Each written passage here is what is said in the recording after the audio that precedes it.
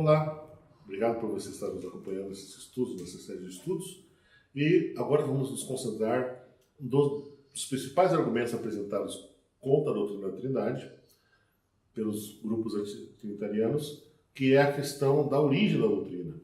Segundo os grupos que não aceitam a Trindade, a doutrina da Trindade ela provém de Constantino. Quando ele se converteu ao cristianismo, ele forçou a igreja a aceitar essa doutrina, ou seja, a doutrina da Trindade ela foi formulada na época de Constantino, lá no século IV depois de Cristo. Esse é um dos argumentos usados pelo Ricardo Nicotra no livro Eu, Pai, Somos Um. Na parte final do livro dele, tem um capítulo chamado A História da Doutrina da Trindade, onde ele começa, na introdução do capítulo, dizendo o seguinte: nessa última sessão mostraremos de forma bem resumida como a doutrina da Santíssima Trindade foi introduzida paulatinamente na Igreja Cristã. Aí ele fala da paganização do cristianismo, que realmente foi um processo que ocorreu, e cita o Concílio de Nicéia. E depois de descrever o credo niceno e tudo, ele continua argumentando dizendo assim, na página 89, é importante lembrar que o Concílio de Nicéia não estabeleceu apenas os fundamentos para a doutrina da Trindade. Outras decisões foram tomadas pelos bispos da Igreja Católica no ano 325 ano Domini, depois de Cristo. Então, o que ele conclui? De forma sutil, que no Concílio de Nicéia foi estabelecido os fundamentos da doutrina da Trindade. Vamos analisar isso do ponto de vista histórico. É verdade isto? Ele tem razão em afirmar que a doutrina da Trindade foi desenvolvida e foi estabelecida no Concílio de Nicéia, que foi por pressão política e por pressão de Constantino, ou não? Bom, a doutrina da Trindade é um dogma de Constantino ou foi estabelecido no Concílio de Nicéia?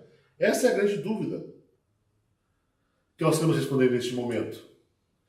Para que essa acusação seja verdadeira, seria necessário que nos 2 séculos anteriores à realização do Concílio de Nicéia, os autores cristãos não ensinassem essa doutrina, e sim o quiário que negava essa doutrina ensinava.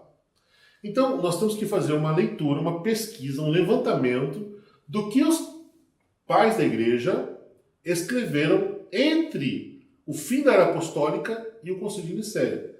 Levando em conta que a Era Apostólica terminou em torno do ano 100, com a morte de João, esse período que vai da morte da última testemunha de Cristo, de João, o apóstolo, o ano 100, até a época do Concílio, no ano 325, então mais ou menos 225 anos, nesse período, o que os cristãos ensinavam? Os que os pais da igreja escreviam? O que eles pregavam com respeito a Deus? Aí nós podemos estar aptos a afirmar que a doutrina da Trindade surgiu no Concílio de Nicéia ou não. Raciocine comigo. Se os pais da igreja ensinavam a doutrina da Trindade antes do Concílio de Nicéia, o Concílio de Nicéia foi convocado para refutar uma heresia que estava atacando uma doutrina ensinada pela igreja.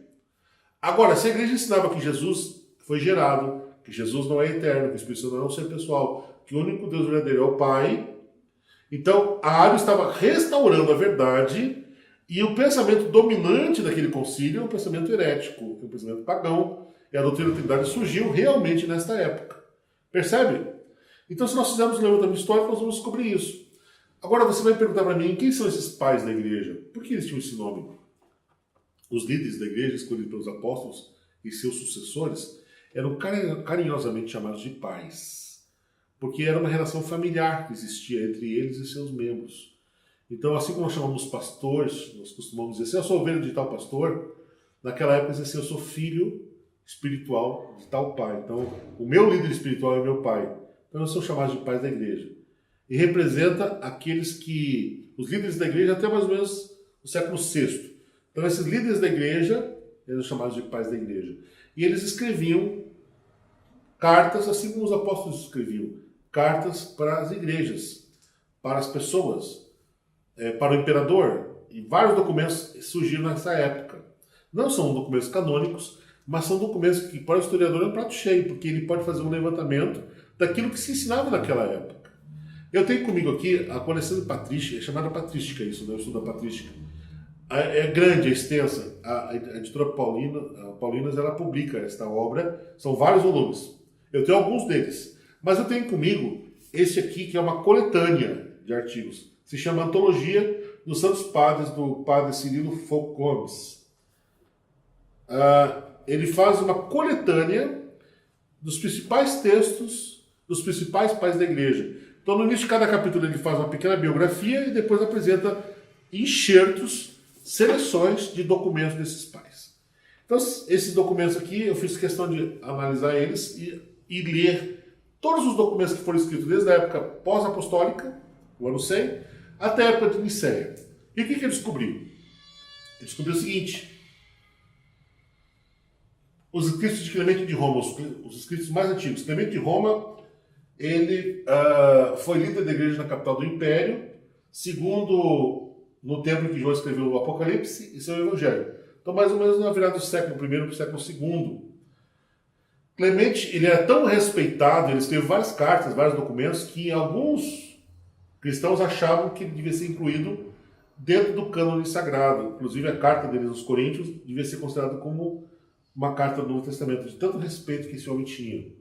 Mas, no fim, como ele não era um dos apóstolos, como ele não conheceu a Jesus, ele não foi aceito como canônico, certo? Mas ele era muito considerado um homem de Deus.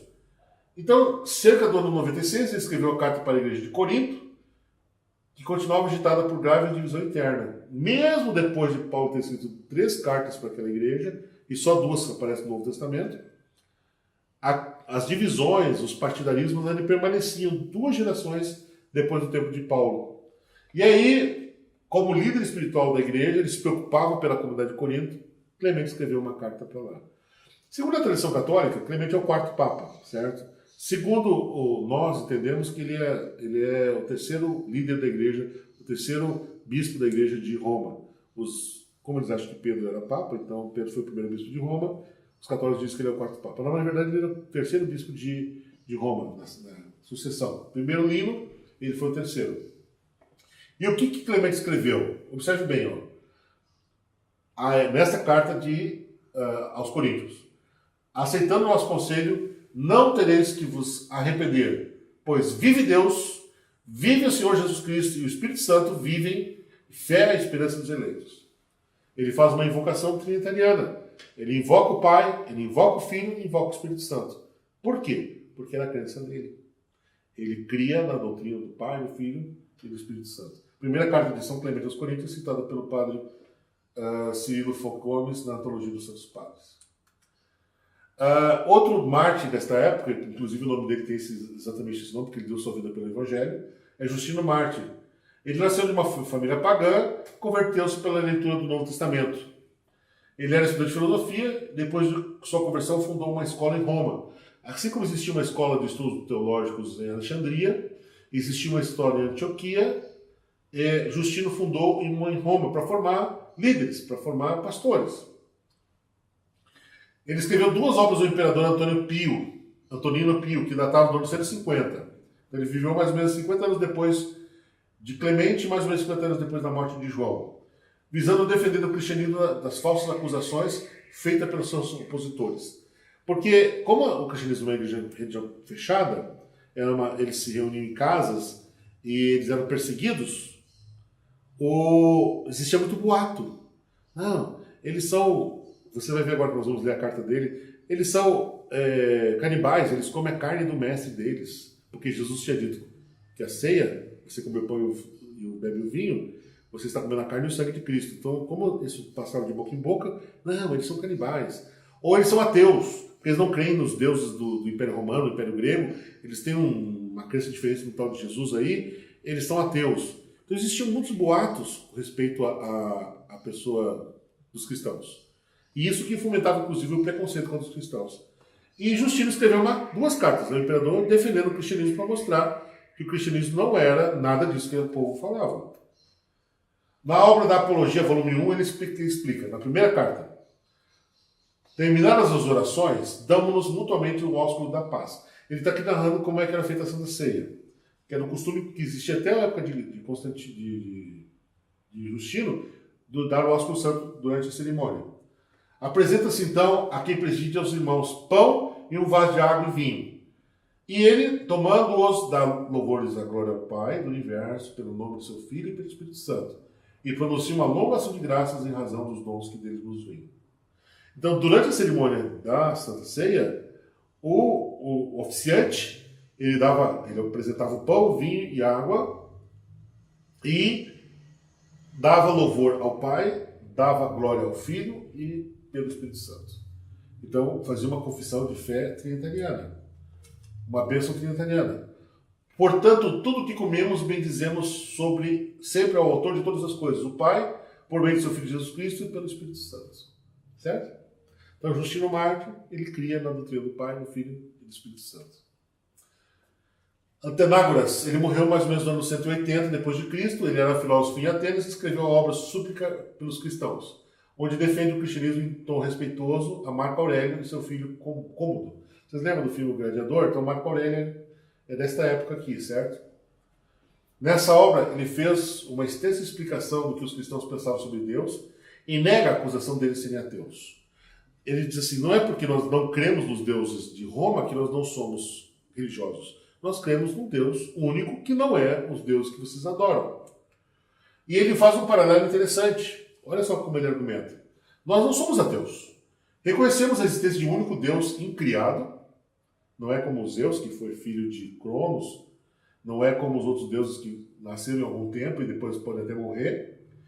Ele é eterno, é invisível, impassível, não tem paixões, incompreensível para o homem natural, nós não temos como saber tudo sobre Deus, que não pode ser circunscrito num lugar, você não pode reter num lugar, porque ele é onipresente, que só pode ser atingido pelo Espírito e pela razão, que está em volta de luz, de beleza, de espírito e forças inenarráveis, porque o universo foi criado e ordenado, porque ele mesmo é conservado, mediante o verbo que está com ele, que é Cristo. Então, Deus mantém o universo todo. E ele continua. Reconhecemos também, com efeito, um Filho de Deus. O Filho de Deus é o verbo do Pai em ideia e em poder. Tudo foi feito por meio dele, sendo um com o Pai e o Filho. O Filho está no Pai e o Pai no Filho, por unidade e poder do Espírito. E assim o Filho de Deus é o Espírito e o verbo de Deus.